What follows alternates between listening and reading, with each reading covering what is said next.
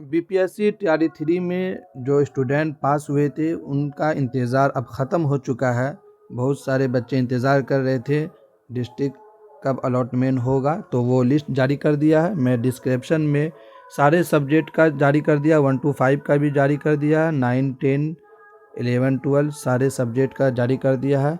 फटाफट आप डिस्क्रिप्शन में मैं लिंक दे दिया हूँ, वेबसाइट का भी लिंक दे दिया हूँ और कुछ सब्जेक्ट का भी मैं डायरेक्ट पीडीएफ का लिंक दे दिया हूँ। आप वहाँ से डाउनलोड करिए और अपना रोल नंबर सर्च करके डाउनलोड कर सकते हैं। डिस्क्रिप्शन में मैं लिंक दे दिया हूँ वेबसाइट का। आप डायरेक्ट अपना सब्जेक्ट के रिगार्डिंग जो जिस सब्जेक्ट में जिस क्लास में आप पास हुए हैं, जैसे 4 क्लास यहाँ लिखा हुआ है, 1 to 5, 6 to 8 का ये पीडीएफ पूरा है, ये 9, 10 का है, उसके बाद 11, 12 का है।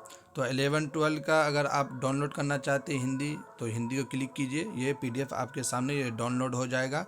डाउनलोड होने के बाद इसको ड्राइव में खोलिएगा तो सर्च करने में आपको आसानी होगी। तो ड्राइव में जाने के बाद आपका जो रोल नंबर है, इसमें रोल नंबर और डिस्ट्रिक्ट दिया गया है, नाम नहीं दिया गया है। फॉर एग्ज़ाम्पल मैं एक नंबर का जो रोल नंबर है 521074, इसको हम सर्च करते हैं 521074। अगर हम सर्च करते हैं 521074, तो आपके सामने यहाँ पर देखिए ये पूर्वी चंपारण का जो डिस्ट्रिक्ट अलॉटमेंट हुआ है वो यहाँ पर शो हो जाएगा। ये आपका रोल नंबर शो हो जाएगा, तो इससे आपको अंदाज़ा हो जाएगा आपको कौन सा डिस्ट्रिक्ट मिला है। तो आप मुझे कमेंट में ज़रूर बताइए कि आपको मनपसंद डिस्ट्रिक्ट मिला है या नहीं मिला है।